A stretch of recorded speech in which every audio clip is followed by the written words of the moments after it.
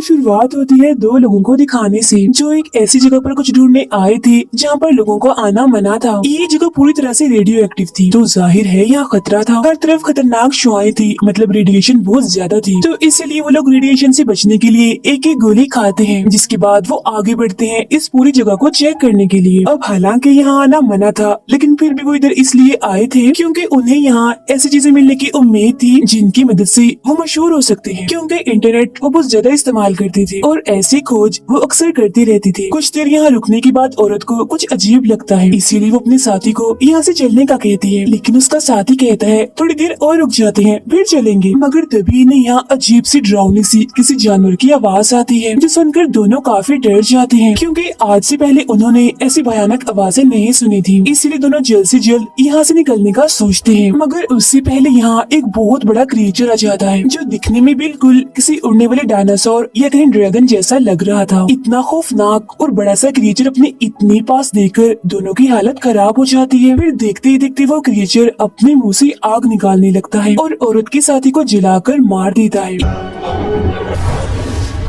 ये देख औरत डरते हुए वहाँ से भागने लगती है और अपनी गाड़ी के पास आ जाती है। वो गाड़ी का दरवाजा खोलती है मगर नहीं खुलता, क्योंकि वो बंद था और चाबी तो उसके साथी के पास थी जिसे उस क्रिएचर ने मार दिया। इसीलिए वो यहाँ से नहीं भाग पाती। फौरन ही वो क्रिएचर उसका पीछा करते करते यहाँ भी आ जाता है और देखते ही देखते उस औरत को भी अपना शिकार बना लेता है। इस हादसे के कुछ अर्से बाद एक आर्मी जनरल अपने एक ऑफिसर जिसका नाम वेनिसा था, उसे अपने दो साथियों के साथ उसे खतरनाक जगह पर जाने का कहता है, ताकि वो लोग वहाँ जाकर उस क्रिएचर के बारे में पता लगवा सके। और अगर ये लोग उस क्रिएचर का शिकार कर लें तो उसे जिंदा या मुर्दा किसी भी हालत में ला सके। अब यहाँ वेनिसा इस मिशन को करना नहीं चाहती, क्योंकि उसकी एक साथी की तबीयत अभी तक ठीक नहीं हुई थी। पैर में चोट लगने की वजह से वो ठीक से नहीं चल पा रही थी। इसके अलावा वेनिसा को उस अनजान क्रिएचर के बारे में कुछ पता नहीं होता, इसीलिए वो जनरल को इस मिशन को करने से साफ इनकार कर देती है।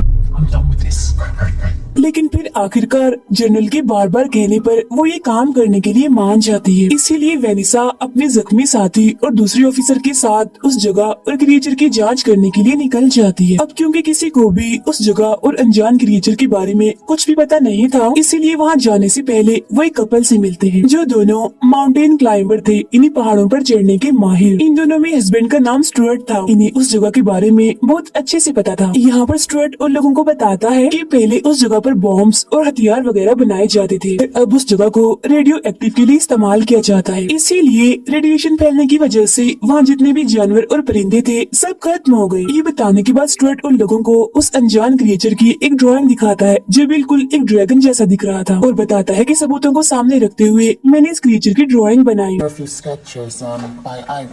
वाली बात ये है कि ये क्रिएचर उस जगह पर देखे गए हैं। अब उस ड्राइंग को देखकर वेनिसा और उसकी टीम थोड़ा डर भी जाती है, इसीलिए अब उसकी जख्मी साथी इस काम को करने के लिए मना कर देती है। लेकिन किसी तरह वेनिसा उसे समझाकर दोबारा से मना लेती है। मगर फिर भी रात को वेनिसा अपने दूसरे ऑफिसर से कहती है कि मैं अकेले ही उस रेडियो एक्टिव जगह को चेक करने जाना चाहती हूँ, क्योंकि मैं नहीं चाहती कि तुम दोनों किसी मुसीबत में पड़ो, आखिर तुम मेरी टीम हो। लेकिन वो ऑफिसर वेनिसा को ऐसा करने से मना कर देती है और कहती है कि हम एक टीम है, इसीलिए हम जो भी करेंगे एक साथ मिलकर ही करेंगे। जो भी मुसीबत आई एक साथ ही उसका मुकाबला करेंगे। लेकिन वेनिसा उसकी बात नहीं मानती और सुबह होते ही बगैर बताए उस जगह की जांच के लिए निकल जाती है। बात जैसे ही उस ऑफिसर को पता चलती है, वो फौरन ही एक मोबाइल डिवाइस की मदद से वेनिसा से राब्ता करने की कोशिश करती है और फौरन ही उसे वहाँ से वापस आने का कहती है। लेकिन तभी अचानक वेनिसा को वहाँ एक बड़ा सा अंडा दिखाई देता है, जो देखकर वो एकदम काफी हैरान रह जाती है, क्योंकि दरअसल इस रेडियो एक्टिव जगह पर किसी भी जिंदगी का होना नामुमकिन था। जिंदगी होने के आसार का यहाँ तस्वुर भी नहीं किया जा सकता। इसीलिए यहाँ पर अंडा देखकर वेनिसा काफी हैरान थी और अब जैसे उस अंडे को उठाती है तभी अचानक से रेडिएशन बढ़ जाती है, जिस वजह से वो बेहोश हो जाती है। अब ऑफिसर को वेनिसा से बात करने की वजह से उसके बेहोश होने का पता चल जाता है, इसीलिए वो अपने जख्मी साथी और उस कपल इन्हीं स्टुअर्ट और उसकी वाइफ को लेकर वेनिसा को ढूंढने के लिए निकल जाती है। फिर काफी ढूंढने पर आखिरकार उन्हें वेनिसा मिल जाती है, लेकिन बेहोशी की हालत में, जिसे देखकर वो फौरन उसके पास जाते हैं और उसे होश में लाते हैं। इसके बाद जब वो सब लोग यहाँ अंडा देखते हैं तो वो भी काफी हैरान रह जाते हैं। लेकिन तभी उन लोगों को यहाँ बहुत ही भयानक आवाज सुनाई देती है, जो सुनकर वो समझ जाते हैं कि ये आवाज जरूर उसे क्रिएचर क्रिएचर की है, इसीलिए वो लोग सबूत के तौर पर उस अंडे को अपने साथ लेकर वापस आ जाते हैं। वापस आने के बाद सभी उस अंडे के बारे में बातें करने लगते हैं। उन्हें दरअसल अब ये डर लग रहा होता है कि ये अंडा जिस भी क्रिएचर का होगा वो इसे लेने जरूर आएगा। अब देखते ही देखते रात हो जाती है और जब सब लोग सो रहे थे तो तभी अंडे में कोई हलचल होने लगती है। अंडा हिलने लगता है। दूसरे कमरे में ऑफिसर अपने घर वालों से बातें कर रही थी, मगर तभी उसे अजीब सी आवाज सुनाई देती है, जो सुनकर वो फौरन उस कमरे में आ जाती है जहाँ वो अंडा रखा हुआ था। उसे पता चलता है कि जो क्रिएचर इस अंडे में था वो अंडा तोड़कर यहाँ से भाग गया है। फिर वो ये बात बाकियों को भी बताती है, जिसके बाद पूरी ही टीम उस अंडे से निकले क्रिएचर को ढूंढने लगती है, लेकिन काफी ढूंढने के बाद भी वो नहीं मिलता। और फिर इसी दौरान वेनिसा को घर से बाहर एक सीटी मिलती है, जिसे वो अपने पास ही रख लेती है। फिर वेनिसा अपने जनरल को कॉल करके इस पूरे वाक़ये के बारे में बताती है, जो सुनकर वो कहता है चाहे कुछ भी हो जाए उस क्रिएचर का पता लगाओ और तुम्हें बगैर किसी सबूत के वापस नहीं आना। लेकिन अब यहाँ वेनिसा इस काम को करने से मना कर देती है, क्योंकि जख्मी साथी के साथ साथ दूसरे ऑफिसर की हालत भी खराब हो जाती है, क्योंकि वो रेडिएशन से बचने की दवाई नहीं खा रही थी। और तो वेनिसा को यहाँ हर वक्त डरावनी सी आवाजें भी सुनाई देती है। मगर फिर जब ऑफिसर को ये बात पता चलती है कि वेनिसा मेरी वजह से, मेरी तबीयत की वजह से इस मिशन को करने से मना कर रही है, तो वो फौरन उसे ऐसा करने से रोकती है। वो फिर जनरल से खुद बात करती है और वादा करती है कि चाहे कुछ भी हो जाए हम ये काम जरूर करेंगे। Tell us what you want us to do. फिर हम स्टुअर्ट और उसकी वाइफ को देखते हैं, जो खुद ही उस क्रिएचर को ढूंढने के लिए निकल जाते हैं। वो उसी जगह पर जाते हैं जहाँ से उन्हें वो अंडा मिला था। और फिर तभी अचानक से उन्हें यहाँ एक बहुत ही बड़ा क्रिएचर दिखाई देता है, और इतना बड़ा क्रिएचर उन्होंने आज से पहले नहीं देखा था। वो हवा में उड़ रहा था। उस खतरनाक क्रिएचर को देखकर उनकी हालत खराब हो जाती है और वो यहाँ से भागने की कोशिश करते हैं, लेकिन तभी देखते ही देखते वो क्रिएचर नीचे इनकी तरफ आने लगता है और स्टुअर्ट की वाइफ पर झपट कर उसे मार देता है। जिस दौरान किस तरह स्टुअर्ट अपनी जान बचाने के लिए वहाँ से भागता है और वापस अपने घर आ जाता है, लेकिन फिर भी उनकी टेंशन खत्म नहीं हुई थी, क्योंकि वो क्रिएचर स्टुअर्ट का पीछा करते करते यहाँ तक आ गया था और इनके घर के बाहर ही मौजूद था, वहाँ से जा भी नहीं रहा था। अब ये बात जानने के बाद वो सब लोग समझ जाते हैं कि वो अंडा इसी क्रिएचर का है, इसीलिए अब वो हमें नहीं छोड़ेगा, क्योंकि हमने उसका अंडा चुराया था। इसीलिए अब उस क्रिएचर के डर से कोई भी घर से बाहर नहीं निकल रहा था। लेकिन अब यहाँ उस ऑफिसर की तबीयत भी खराब होने लगती है,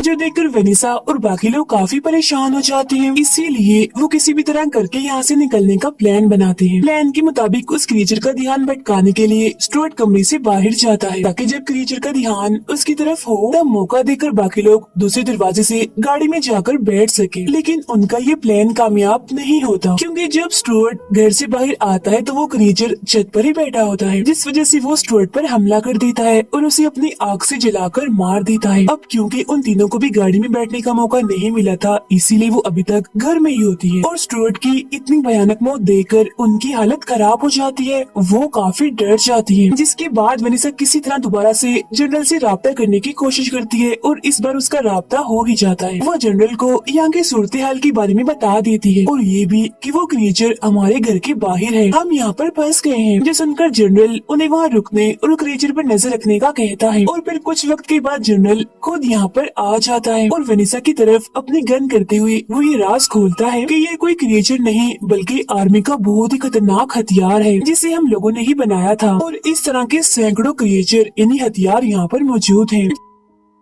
जिस पर गुस्सा होते हुए वेनिसा कहती है कि अगर ये सब तुम लोगों ने ही बनाया था तो फिर हमें यहाँ क्यों भेजा कि हम उस क्रिएचर की जांच करें। जिस पर जनरल कहता है हम बस उस हथियार की ताकत को जानना चाहते हैं, हम बस जानना चाहते हैं कि हमारा ये हथियार तुम जैसे ट्रेन और बहादुर लोगों को भी हराएगा या फिर नहीं। हम तुम लोगों को बस इस हथियार को टेस्ट करने के लिए इस्तेमाल कर रहे हैं। अब इतना बड़ा और कड़वा सच जानकर वेनिसा और उसके दोनों साथी काफी डर जाती है। अब यहाँ जनरल उन्हें बाहर जाने का कहता है ताकि वो उस क्रिएचर जैसे हथियार की ताकत देख सके। वो उनसे कहता है तुम्हारे पास बस 3 मिनट है अपनी जान बचाने के लिए, क्योंकि अगर तुम घर से बाहर गए तो शायद उस क्रिएचर से बच सकते हो, लेकिन अगर तुम घर के अंदर ही रहे तो मैं तुम्हें मार दूंगा। तब ये धमकी सुनकर ना चाहते हुए भी वेनिसा उन दोनों को लेकर घर से बाहर आ जाती है। फिर फौरन ही वो लोग गाड़ी की तरफ बढ़ती है, लेकिन जनरल ने गाड़ी का टायर पंचर कर दिया था, जो देखकर वेनिसा को बहुत गुस्सा आता है। मगर इन लोगों के पास ज्यादा वक्त नहीं था, इसीलिए वो फौरन ही जंगल की तरफ जाने लगती है। वो जंगल की तरफ इसलिए जा रहे थे क्योंकि जंगल में वो क्रिएचर अपने बड़े बड़े पंख की वजह से उड़ नहीं पाएगा। लेकिन रास्ते में ही उस जख्मी साथी की तबीयत खराब होने लगती है, क्योंकि पैर में चोट लगने की वजह से से उससे चला नहीं जा रहा था और क्योंकि क्रिएचर के यहाँ आने का भी वक्त हो रहा था, इसीलिए वो अपने साथियों को उसे यहीं छोड़कर आगे बढ़ने का कहती है। अब हालांकि वो दोनों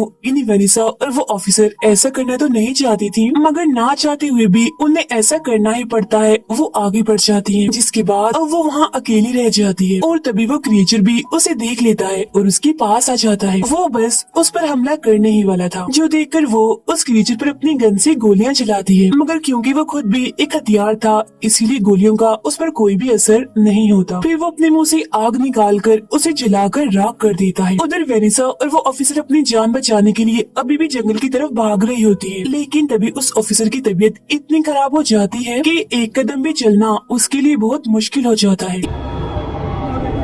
इसी बीच वो क्रिएचर भी इनके बहुत ही पास आ जाता है। वो एकदम से ही उस ऑफिसर पर हमला करके उसे जान से मार डालता है और उसे खाने लगता है। ये देखकर वेनिसा उस पर गोलियों की बारिश कर देती है, मगर अब भी उस पर गोलियों का जरा भी असर नहीं होता। लेकिन तभी यहाँ जनरल भी आ जाता है और दोबारा से वेनिसा पर गन करते हुए कहता है कि अब तुम्हारे भी मरने का वक्त आ गया है। ये कहते ही जनरल अपने जेब से सीटी निकाल कर बचाने लगता है। सीटी के बचते ही वो क्रिएचर फौरन ही यहाँ पर आ जाता है, लेकिन वो हमला नहीं करता क्योंकि जनरल उसे कंट्रोल कर रहा था इस सीटी के जरिए। दरअसल ये सीटी एक डिवाइस की तरह काम करती थी इन क्रिएचर जैसे हथियारों को कंट्रोल करने के लिए। अब इस बात का पता लगते ही वेनिसा भी अपनी जेब से वैसी एक सीटी निकालती है और ये वही सीटी थी जो उसे घर के बाहर जमीन पर गिरी मिली थी। जिसके बाद अब वेनिसा सीटी बजाकर उस क्रिएचर को कंट्रोल करती है और उसे जनरल पर हमला करने का कहती है। तो वो क्रिएचर ऐसे करता है और जनरल को अपना शिकार बनाने के लिए आगे बढ़ता है, जो देख जनरल काफी डर जाता है, मगर वो कुछ नहीं कर पाता और देखते ही देखते वो जनरल का खेल भी खत्म कर देता है। इसी बीच मौके का फायदा उठाकर वेनिसा वहाँ से निकलकर रोड तक आ जाती है। यह साइड में ही उसे एक गाड़ी खड़ी मिलती है, जिसमें बैठकर वेनिसा शहर की तरफ निकल जाती है। उसके जाने के बाद हमें इस जगह का भयानक नजारा दिखाया जाता है और वो ये कि यहाँ पर वैसे खतरनाक क्रिएचर जैसे हथियार उड़ रहे होते हैं, वो भी सैकड़ों की तादाद में। और इसी खतरनाक सीन को दिखाते हुए ही ये फिल्म यहीं पर खत्म हो जाती है।